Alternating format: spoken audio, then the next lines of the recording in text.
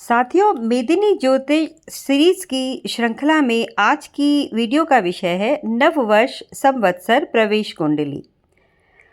क्या आपने कभी सोचा है कि इस साल किसी देश में युद्ध होगा या शांति? बारिश सामान्य रहेगी या सूखा पड़ेगा? अर्थव्यवस्था मजबूत होगी या महंगाई बढ़ेगी? इन सवालों का जवाब आपकी अपनी जन्म कुंडली से नहीं मिलता। वैदिक ज्योतिष में एक ऐसी विशेष कुंडली बनाई जाती है जो पूरे देश, समाज और पूरे वर्ष का भविष्य बताने का प्रयास करती है, और इसे ही कहते हैं नववर्ष संवत्सर प्रवेश कुंडली। तो आज हम जानेंगे कि ये कुंडली क्या होती है, कब और कैसे बनती है, इससे क्या पता चलता है और मेदिनी ज्योतिष में इसे इतना महत्वपूर्ण क्यों माना गया है। वीडियो पूरा देखिएगा, क्योंकि आखिर में एक ज़रूरी सवाल पूछूंगी जिसका जवाब अगले एपिसोड में मिलेगा आपको। आइए समझते हैं कि संवत्सर क्या होता है। भारतीय पंचांग में वर्ष की शुरुआत अंग्रेजी कैलेंडर की जगह 1 जनवरी से नहीं होती।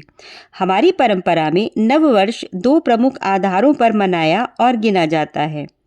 एक चैत्र शुक्ल प्रतिपदा जो चंद्र सौर पंचांग पर आधारित है, और विक्रम संवत का प्रारंभ इसी दिन से माना जाता है। यही दिन आमतौर पर घर घर में नव वर्ष के रूप में मनाया जाता है। दूसरा है मेष संक्रांति, या जिस क्षण सूर्य मेष राशि में प्रवेश करता है। मेदिनी और ताजिक ज्योतिष में वर्ष फल के लिए यही क्षण आधार माना जाता है, क्योंकि वर्षेश और मुंथा जैसी गणनाएं सूर्य की स्थिति पर ही टिकी होती हैं। ये दोनों तिथियां आमतौर पर पास पास ही आती हैं, पर एक जैसी नहीं होती, इसीलिए दोनों को समझना जरूरी है। संवत्सर प्रवेश कुंडली क्या होती है? इनमें से जिस भी क्षण को आधार माना जाए, उस पल की जो ग्रह स्थिति होती है, उसी से जो कुंडली बनाई जाती है, उसे नव वर्ष संवत्सर प्रवेश कुंडली कहा जाता है। ध्यान रहे, ये किसी एक व्यक्ति की कुंडली नहीं होती, बल्कि पूरे राष्ट्र, राज्य या किसी विशेष स्थान की कुंडली होती है।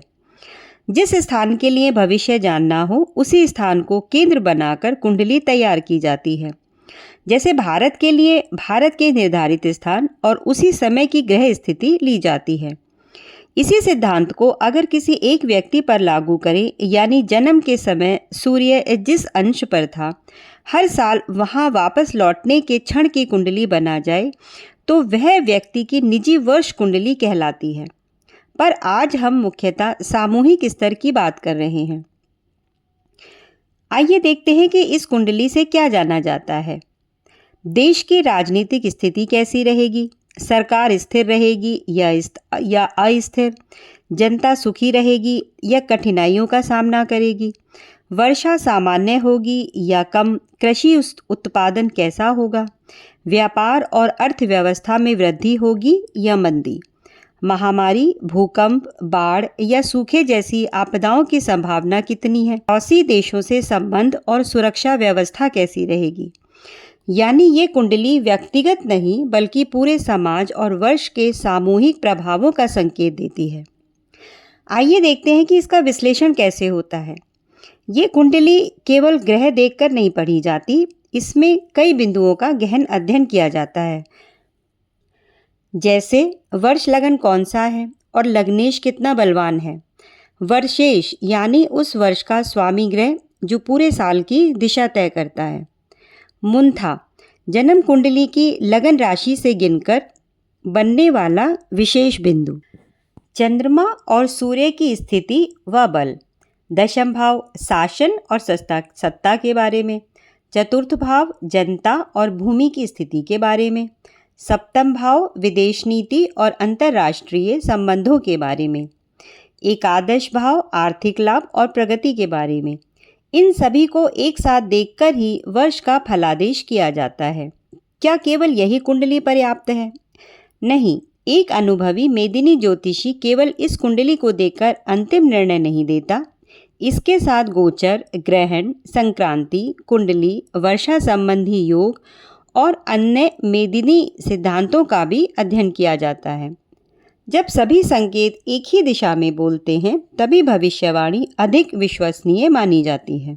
तो साथियों, अब तो आप समझ ही गए होंगे कि नव वर्ष संवत्सर प्रवेश कुंडली कोई साधारण कुंडली नहीं, बल्कि पूरे वर्ष के राष्ट्रीय और सामाजिक घटनाक्रम को समझने के लिए एक महत्वपूर्ण माध्यम है। परंतु एक बड़ा सवाल अब भी बाकी है। अगर दो अलग अलग वर्षों की संवत्सर प्रवेश कुंडली सामने रख दी जाए तो कुछ ही मिनटों में कैसे पता चलेगा कि कौन सा वर्ष अधिक शुभ रहने वाला है।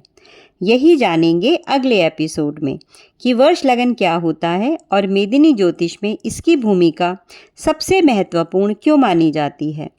अगर मेरा ये वीडियो आपको ज्ञानवर्धक लगा हो तो इसे लाइक कीजिए, अपने मित्रों के साथ साझा कीजिए और सनातन ज्योतिष की ऐसी प्रामाणिक जानकारी के लिए चैनल को अवश्य सब्सक्राइब कीजिए। इसी के साथ चैनल का यहीं पर समापन करती हूँ। आपका दिन शुभ रहे। नमस्कार।